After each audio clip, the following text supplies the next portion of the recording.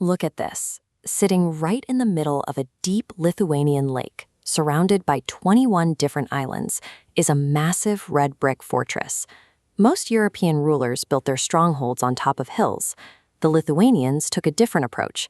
They sank theirs directly into Lake Galve. Instead of digging a moat to defend against invading German crusaders, they used the freezing water as a natural, uncrossable barrier. The only way in or out was a long wooden footbridge, and it was built to be completely disposable. If enemies showed up, the defenders would simply chop the bridge down behind them, stranding the attackers on the shoreline. If you somehow made it across the water, you were met with outer walls roughly 8 feet thick. These defenses were designed to take a relentless beating from a siege and keep standing. The water did its job. The lake effectively turned the entire island into a self-contained, red brick warship, anchored permanently off the coast.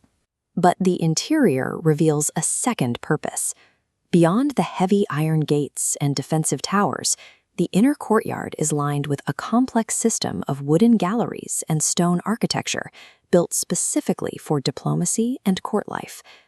Under the rule of Grand Duke Vytautas the Great, this remote lake fortress functioned as the command center for the entire Grand Duchy of Lithuania.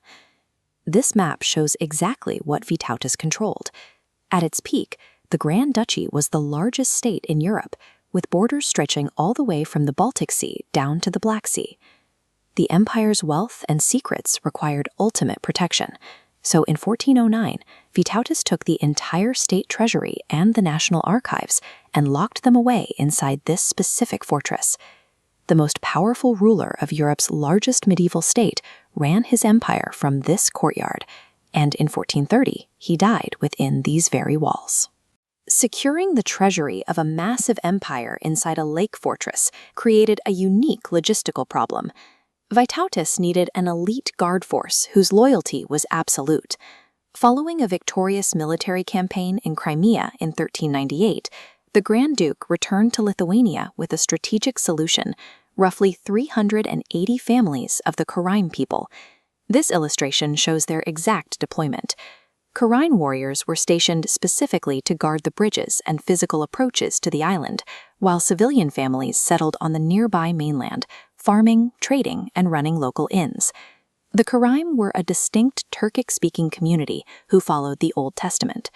Bringing them to Trakai turned this military stronghold into a multicultural frontier. What started as a tactical military deployment in the 14th century quietly took root, establishing a cultural presence that has endured on this shoreline for over 600 years. Today, if you walk off the island and into the modern town of Trakai, that community is still here. You can spot their specific architectural signature along the main streets: colorful, traditional wooden houses built gable first, featuring exactly 3 street-facing windows. According to local tradition, those 3 windows have distinct purposes. One is dedicated to God, one is for the family, and the third is for guests. The community also brought their food. They baked kibanai, crescent-shaped pastries heavily stuffed with mutton and onion, which have become the signature culinary staple of the entire region. With its unique architecture and traditions intact, the town surrounding the lake operates today as the spiritual capital of the modern Karaim world. But the power of the Grand Duchy didn't last. As the empire eventually fractured and fell, the lake fortress lost its purpose, was abandoned, and by the 18th century it had collapsed into a pile of picturesque ruins.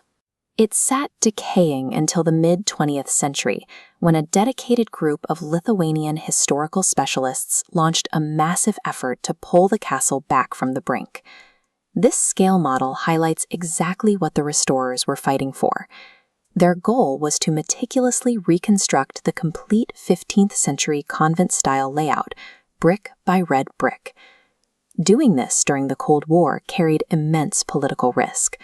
Lithuania was under Soviet occupation, and the ruling administration actively resisted rebuilding a monument that celebrated independent Lithuanian statehood. The specialists pushed the project forward anyway. Their work paid off. When Lithuania successfully declared independence in 1990, citizens flooded the streets, and the fully restored island castle was used to host the new government's very first ceremonies. Today, Trakai Island Castle stands because it refused to be erased. It is a fortress that survived medieval sieges, protected a unique culture, and outlasted an occupation to welcome a reborn nation.